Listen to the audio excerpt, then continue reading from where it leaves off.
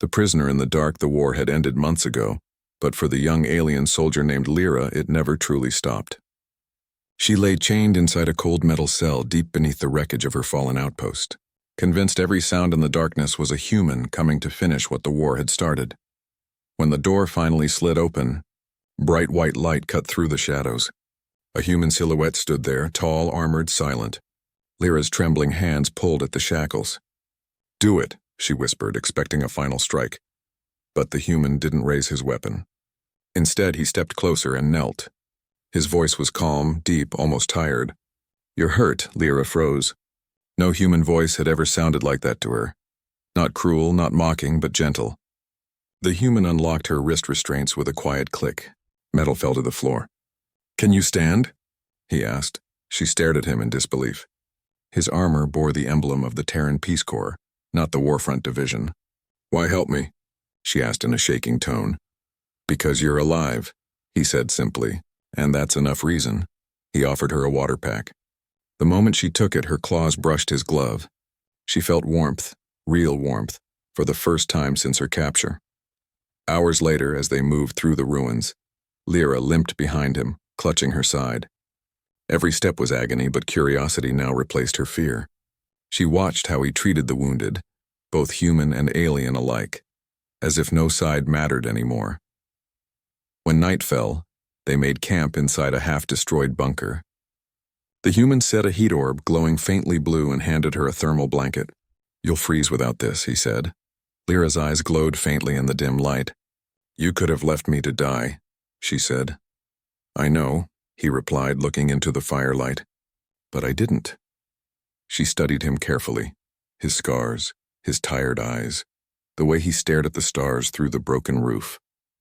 She had always been told humans were monsters, destroyers, world burners. Yet this one sat quietly, humming a tune she didn't recognize, as if the galaxy's chaos meant nothing to him. For the first time, she wondered if everything she'd been taught about them was wrong. Later that night, a faint tremor shook the ground. The human grabbed his scanner. "Drones," he said. "Old war machine still active." He moved fast, checking his rifle. "Stay behind me." Lyra felt fear again, not of him but of losing him. The drone's red eyes flashed in the distance. The human raised his weapon, firing in precise bursts. His movements were calm and efficient, a soldier who had seen too much war but still refused to let it consume him. A stray blast hit near Lyra, throwing her to the ground. The human turned instantly, shielding her with his own body. Metal shards tore into his armor, but he didn't stop until the last drone fell silent. When the fight ended, smoke filled the air. Lyra crawled to him. "You're hurt," she said, pressing a trembling hand to his shoulder. He smiled weakly. "It's just a scratch," but blood dripped down his arm. He still reached into his pack, pulling out a small medical kit, and gave it to her. "For you," he said. "Your leg's worse than my arm." Lyra stared at him, speechless. In her culture, giving medicine to an enemy was an act of deep honor, a vow of trust. That night, while he slept near the dying fire, Lyra couldn't close her eyes. She looked at him. This strange, wounded human who had saved her, protected her, and treated her as something more than a number in a war report. She whispered softly, "Why are you like this?" He didn't answer, lost in dreams or exhaustion, but the answer, she felt, was somewhere in the quiet rhythm of his breathing, a rhythm that promised something new, something she hadn't dared to believe in since her world fell. For the first time since the war began, Lyra felt the faint pulse of hope, and she didn't know it yet. But this human would soon become the reason her entire species relearned what mercy meant. The human's promise. The morning light poured through the cracks of the ruined bunker, revealing dust floating in the air like tiny stars. Lyra woke to the faint sound of movement. The human was already awake, cleaning his weapon and checking his damaged armor. She watched him silently, remembering how he had shielded her from the drones. He should have left her behind, but he didn't. Now she wondered why a human soldier would risk his life for someone who had once aimed a blaster at his kind. When he noticed her watching, he gave a tired smile. "You can relax," he said softly. "We'll move when the sun is higher. The scanners show no hostiles nearby." Lyra tried to stand, but her injured leg shook. The human immediately came over and offered his hand. "Let me help," he said. His hand was warm, strong, but careful. He lifted her with surprising gentleness. For a moment she felt her heart beat faster, not from fear, but from something she didn't understand yet. They walked across the wasteland, the broken sky filled with smoke and old warships still burning in orbit. The human carried most of the supplies, refusing to let her struggle. "Why are you helping me?" she finally asked. "Your people hate mine. Everyone knows that." He stopped and looked at her. "Not everyone," he said simply. "Hate doesn't rebuild worlds. It only breaks them again." Lyra frowned. "But your kind won the war." He shook his head. "No one won. We just stopped fighting." His words stayed in her mind for a long time. By midday, they reached the ruins of a communications tower. The human pulled out a small device, placing it on a flat stone. "If I can boost this signal," he said, "a rescue ship might hear us." Lyra blinked. "You're calling your people?" He nodded. "And maybe yours too. If anyone's left alive out there." She stared at him in disbelief. "You'd contact my people?" "They might attack you," he shrugged. "Maybe. But saving lives is worth the risk." She didn't understand this kind of thinking. To her, humans were cold, efficient killers. Yet this one repaired a broken comlink just to send hope into the void, not just for himself but for her. When the signal finally blinked green, he sighed in relief. "There," he said. "A beacon. Someone will come." Later that night, the wind howled across the shattered plains. Lyra sat beside the campfire while the human fixed a small metal drone. She couldn't stop staring at him. His calm face, his rough hands, the way he hummed softly as he worked. "You don't act like a soldier," she said quietly. He paused, then gave a small smile. "I was one. I've seen too much death. Now I just want to save what's left." His words hit her like a pulse through the heart. "You saved me," she said, "even though I was your enemy." He nodded slowly. "Maybe that's why it matters more." Hours passed in silence. The human fell asleep beside the fire. Lyra stayed awake, staring at the stars through the broken ceiling. Once those stars had looked like enemies, each one a human ship burning across her world.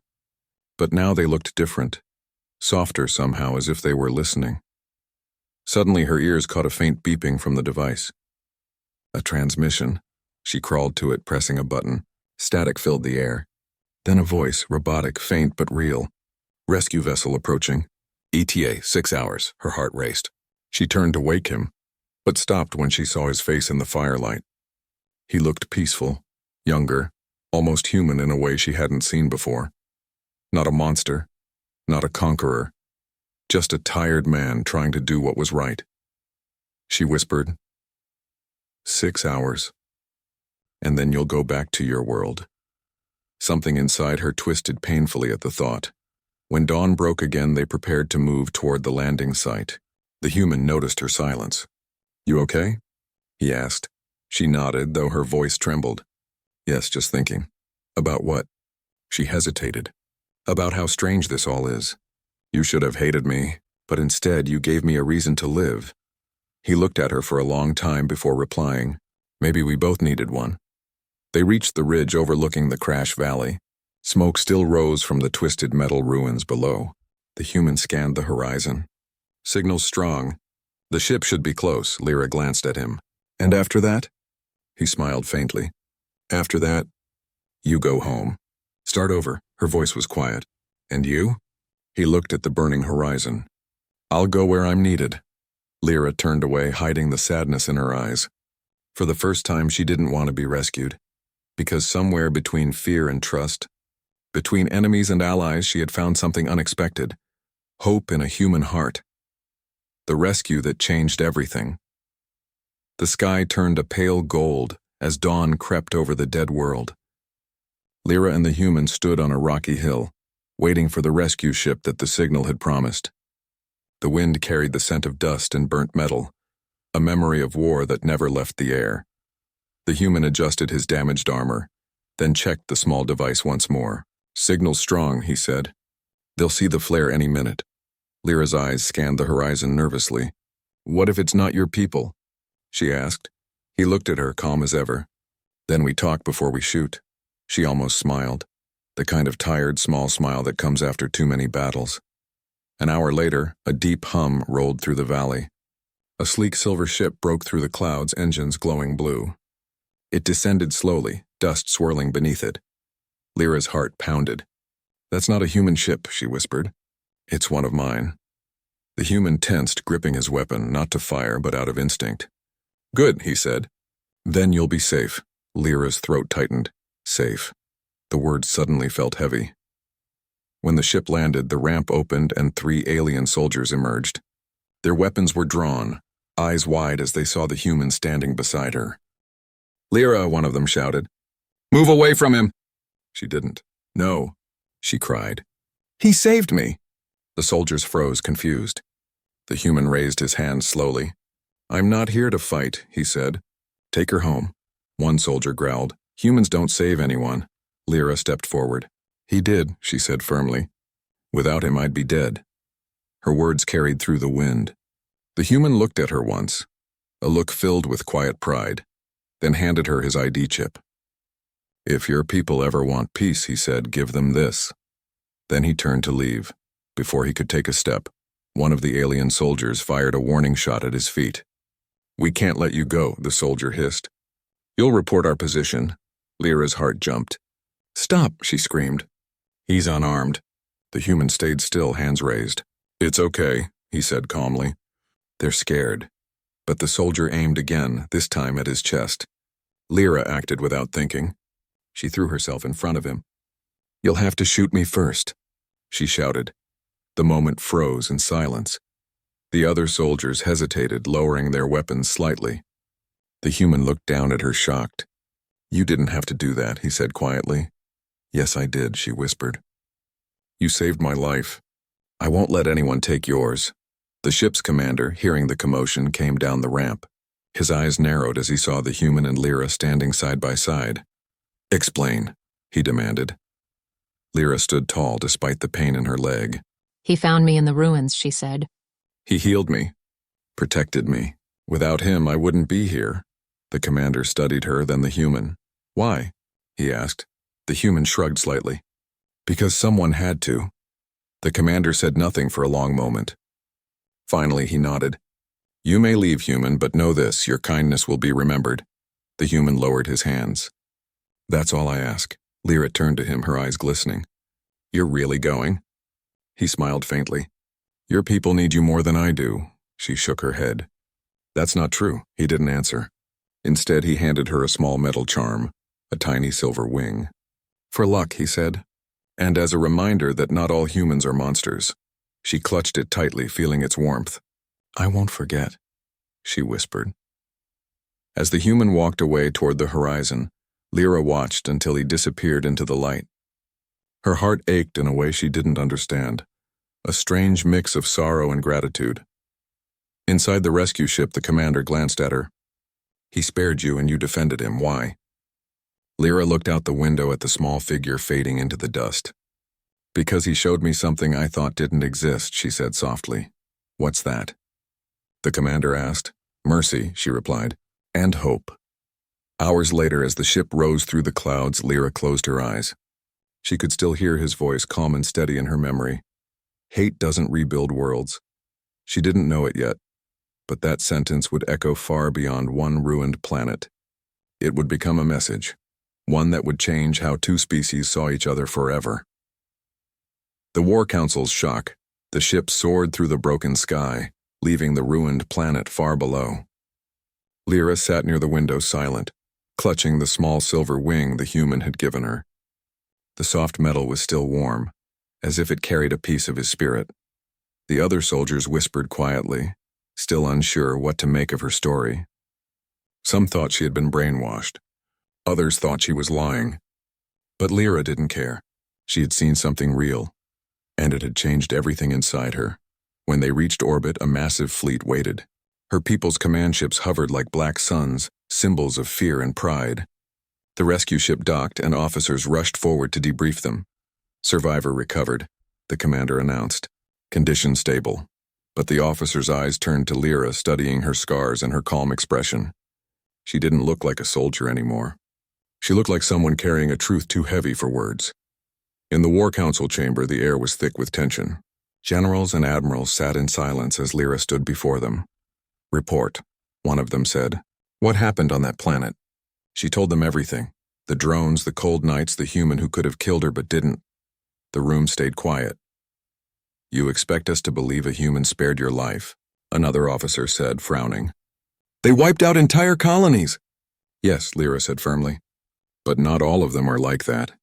He was different, the council murmured in disbelief. What did he want from you? Someone demanded. Nothing, she said softly. He just wanted me to live. Her words hung in the air like a spark in the dark. The High Commander leaned forward. Why would a human do that? Lyra hesitated, remembering his voice. Calm, warm, filled with weariness and kindness. Because he said hate doesn't rebuild worlds, she replied. The room fell silent again. For years, their people had believed humans were heartless warriors, creatures of iron and rage. But now, before them stood a soldier who claimed a human had shown mercy. It didn't fit their stories. It didn't fit the hate they had built their empire upon. After the meeting, Lyra walked through the long corridors of the ship. Soldiers stared at her as she passed. To them, she was a curiosity, a survivor with strange ideas. But she didn't care. In her quarters, she replayed the memory of his face in the firelight. She wondered where he was now. Was he safe? Was he still trying to help others? Or had he fallen to another battle no one would remember? She touched the silver wing again. A tear rolled down her cheek. You gave me a new life, she whispered. And I'll make it mean something. Days later, she was summoned again. This time to a secret meeting.